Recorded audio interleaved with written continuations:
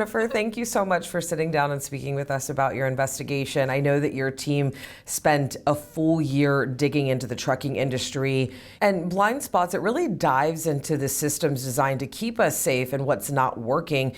In plain terms, what would you say is actually broken? What isn't broken is what I would say. I think the biggest thing is that starting a trucking company in America is just so easy, right? You need $500, you got to fill out some paperwork, you carry insurance, and then you can just be out on the road. And they're not doing these safety audits or verifying any of that information until a year after that company is already out on the road. And there's such a backlog because of the number of trucking companies out on the road that those audits aren't even getting done until 2-3 years. I think there's like 90% of trucking companies that have not had those audits done that are out on the roads. And so I think that's the shocking thing, where there just is no oversight. And you found some examples of drivers and companies that were cutting corners. What do those, cutting corners really look like in real life, and why should our viewers care about that? Because I think that the companies are hiring drivers that shouldn't be on the road in the first place, that they don't have the road tests aren't being done, which is required.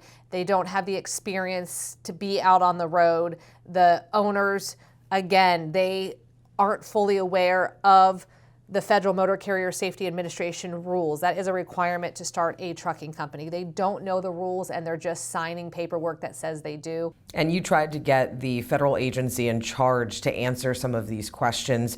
What did you learn from who wouldn't talk and who finally did talk? We spoke to, I think, a dozen experts and what the issue is, and everything came down to this lack of oversight, not enough inspectors at the FMCSA. So we wanted to speak to Secretary Bars because he is the FMCSA administrator. That interview was denied. And so we were able to get the former executive director of the FMCSA, and he was very telling. He literally said the system is broken.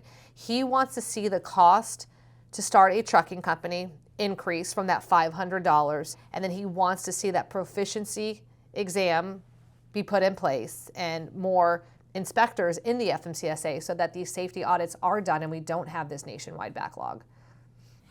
Now, in this special, you do talk to a family that has been impacted by the lack of oversight of these trucking companies.